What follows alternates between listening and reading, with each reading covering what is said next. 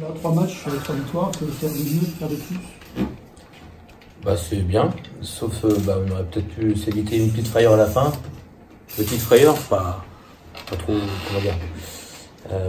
Quand ça se passe comme ça, le coup de la zone à la fin, qu'on n'avait pas du tout préparé depuis 15 jours, qu'on s'y attendait pas vraiment. Et avec un 5 un peu atypique à ce moment-là, puisque dommage joue en 4, ça nous a un petit peu freiné. Mais malgré tout, comme on arrivait à faire les stops, c'est ce qui fait qu'on a gagné ce match. Et donc c'est ça ce qui est bien pour nous, c'est que c'est la première fois qu'on tient une équipe en dessous de 70 points depuis le début, et à moins d'un point par possession. Vous savez que moi je suis très sur ça. On est sur en gros 70 possessions, 71 possessions pour être précis, et on tient Évreux à 67 points. Donc c'est très bien, on est à moins de 1 point par possession. Face à une équipe d'Évreux qui, je vous le dis, va faire une belle saison. Parce que c'est... Notez-le. Évreux va être très difficile à jouer parce que ça joue bien au basket, c'est intelligent, ça a de l'activité, et avec le retour de Sidibé, ça permettra à Brooks de souffler un peu plus aussi, et d'être peut-être un peu plus lucide parfois. Et vraiment, je crois que c'est une équipe qui sera très dangereuse. Et encore plus dangereuse à domicile. Ils ont, je trouve, fait un excellent recrutement et mettent des choses en place qui sont très intéressantes. Tu nous annonces la première défaite contre Évreux dans la saison. On verra, c'est encore loin ça, c'est encore très loin, voilà, nous de notre côté, il faut rappeler qu'on joue sans Ziminourbo, qu'on joue sans Manu, qu'on arrive avec le premier match de Max Cougueré, le retour de Karl, donc on s'est entraîné la semaine en jouant avec deux postes 5 sur le terrain en même temps, ou bien un poste 3 qui joue poste 4. On a appris ce matin que Karl finalement pouvait jouer, et que Zimi, il y a 2 jours, finalement ne pourrait pas jouer. Et on connaît l'importance de Zimi dans le dispositif, que ce soit en attaque ou en défense. Et pouvoir tenir cette équipe d'Évreux qui est tout en effervescence sur de l'attaque à moins de 67 points, sans Zimi, c'est bien. Ça veut dire que les autres aussi, ils progressent et qu'on peut faire sans lui, et ça, c'est bien. Il sera de nouveau absent? Il est encore en protocole de soins, je ne sais pas du tout. Ça va de mieux en mieux quand même. On va voir si ça va toujours pas très bien, on prendra aucun risque avec lui le match de lundi. Surtout sachant qu'on est qualifié maintenant. Donc on va pas prendre de risque. Poitiers. Bah, on va tout faire pour qu'il soit sur pied sur Poitiers. Voilà, c'est vraiment maintenant le principal objectif. Rapide. Mais Karl, en fait, il a été autorisé à jouer avec une attelle.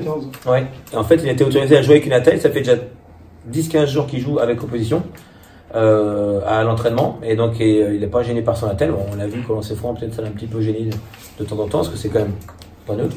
Surtout sur la main qui tire. Mais il nous a apporté ce soir, et ça, c'est bien. On aura besoin de tout le monde. Ça fait quoi justement ce qualifier?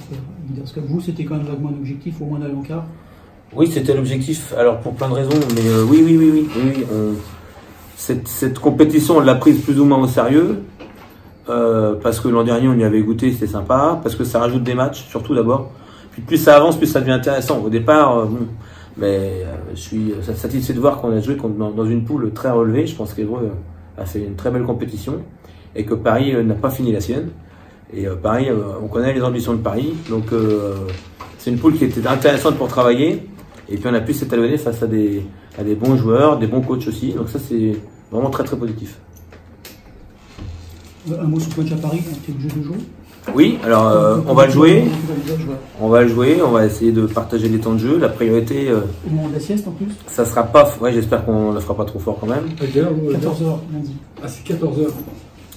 En fait, on verra avec qui est-ce qu'on ira. Et puis surtout, notre objectif, ça sera surtout Poitiers. On respectera la compétition et on s'en servira comme un match de travail, avant tout, pour pouvoir mettre en place des choses, mettre un peu tout le monde un petit peu en lumière, essayer des choses nouvelles. On va essayer d'en profiter pour travailler quand même et pour conserver un petit peu le cardio quand même. Ce qui est bien face à une belle équipe de Paris.